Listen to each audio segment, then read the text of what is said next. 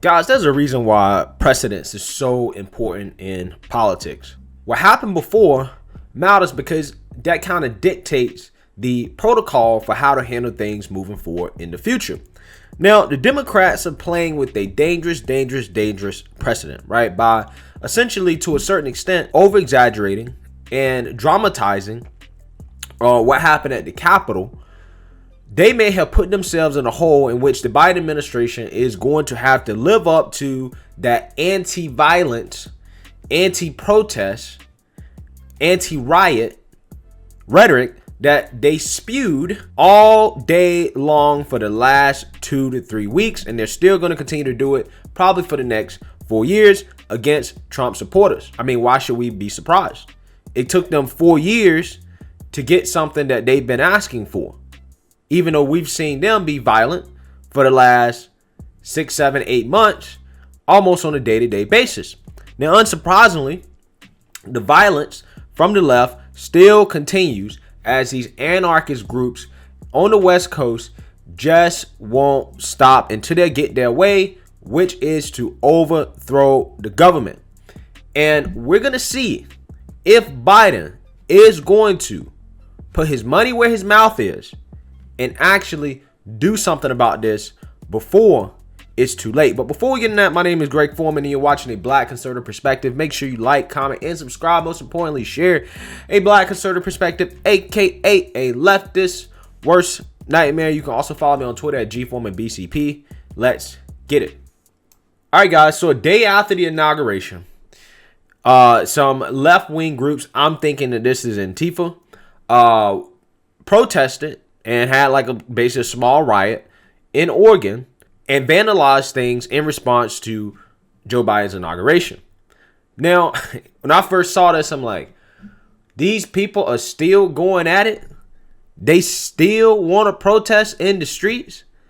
What is going to satisfy these people? However, I came to the conclusion very quickly that nothing will satisfy these people until the government is overthrown. So let's read about what happened. Police arrested 8 people on Wednesday after the Democratic Party headquarters in Portland, Oregon was vandalized hours after President Joe Biden's inauguration. The building doors and windows were smashed. A small dumpster was lit on fire and graffiti reading, quote, "Breonna Taylor deserves justice," and "F. Biden" was sprayed on the outside walls, according to videos filmed at the scene mid-afternoon by reporters for NBC Portland affiliate KGW. Now, this is an important point, right? The whole Breonna Taylor deserves justice thing.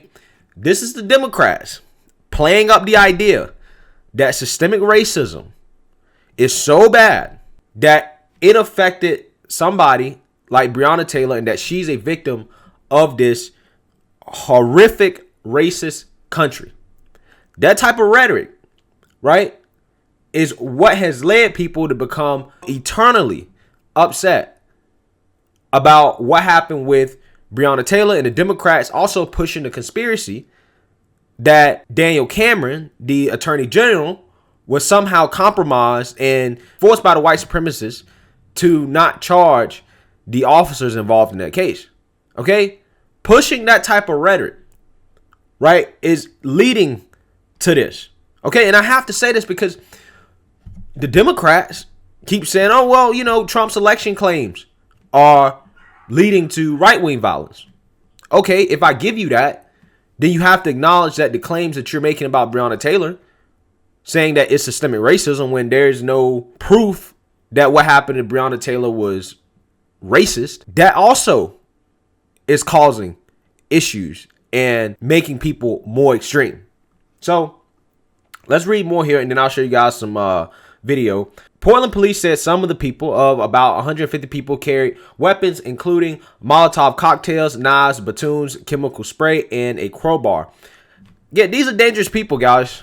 These are dangerous people. I mean, these people are going out in the streets armed. Some members of the crowd met in Southeast Portland before heading to the Democratic Party offices dressed in black and carrying banners reading, quote, "We don't want Biden, we want revenge for police murders, imperialist wars, and fascist massacres," and quote, "We are ungovernable," according to a photo published by the Oregon. This is the Democrat Party's problem. Okay? This is their version of the extreme right. Okay? They're telling the Democrats, we're ungovernable. We're ungovernable. And I would say they're even more extreme than anything I've seen on the extreme right. These people just straight up calling for an insurrection. Democrats are, insurrection. These people are straight up calling for insurrection, and they're out in the streets almost every single day doing that until they get what they want. And if the Democrats continue to feed this monster and just say, oh, it's an idea, and ignore it, then we're going to have a situation where the left is going to be responsible for people who actually really want to overthrow the government. I mean, let's take a look at some video here on Twitter. So you can see them out here marching in the streets. And then here, this is the Democrat Party headquarters in Oregon. Obviously, you see it's broken into, vandalized, damaged, and they're continuing to do it. And then we have some of these pictures here where you can see a new world from the ashes. We are ungovernable. Again, look at all these people, bruh. These are anarchists. These are people who don't want to be governed. These are domestic terrorists. Okay? All the domestic terrorists that they want to talk about, these are the domestic terrorists. We don't want Biden. We want revenge. With an AK-47. Tell me, guys, if this was in Iraq, people wouldn't say this looked just like ISIS. What's the difference between this and ISIS, guys? Tell me, what's the difference between this and ISIS? This looks like something I've seen from ISIS. I'm so serious. But yeah, again, these people are never classified as domestic terrorists. These are not the people that the media is telling us that we need to be afraid of, that we need to rein in, that need to be censored. And this is why mainstream media is such a joke, guys. And again, it's up to us on the right to bring this to the forefront of the American public and the American people, and to warn people like, listen, guys, if y'all continue to foster this, if Joe Biden continues to ignore this threat, we're going to have something far worse than what happened at the Capitol that's going to happen across this country, because these people have not stopped. They've been doing this for months. Okay, and they obviously are threatening violence. They've destroyed the Democrat Party headquarters. They went after public property. Obviously, they don't really like the Democrats, but they're on the far left. And again, this is your monster, the Democrats. You created this. You've created and you fostered this monster because you refuse to denounce it. You refuse to go after it. You refuse to address it. You told a large group of people in this country that the government, aka the police, which is an extension of the government, is terrorizing citizens and indiscriminately killing black people in the streets.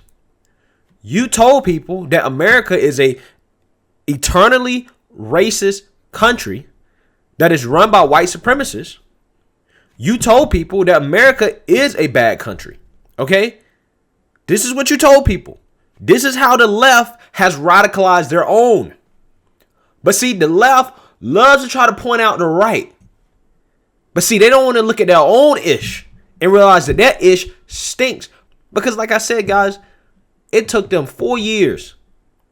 It took them 4 years to get what they've been saying that Trump supporters were going to do for the last 4 years that we didn't do. Right? Not even on election night. Not even on election night. They boarded up buildings. I mean, they built walls around D.C. for Inauguration Day. Nothing happened. They had one event happen on the Capitol and they ran with it like never before. But what I'm saying right now, guys, is something that is going to be a lot worse than anything the Democrats can imagine. And this is their monster. And they're fostering it. They're not addressing it. The pendulum always swings back the other way harder. And when this pendulum swings back the other way, they're going to regret the dangerous precedent that they are currently setting. All the demonization of all the Trump supporters for what happened at the Capitol, they're going to regret this frivolous, silly impeachment trial. They regret all that. Because now, why shouldn't we impeach Biden? Why shouldn't we impeach him? Why not? He's not stopping it. He's not denouncing it. He's saying it's an idea. So he's complicit. Silence is violence according to these people. So again, go ahead and try to impeach Trump. Go ahead and convict him. What goes around comes around. So we'll see what happens, but let me know what you guys think. Make sure you like, comment, and subscribe. Most importantly, share a Black conservative perspective. Peace.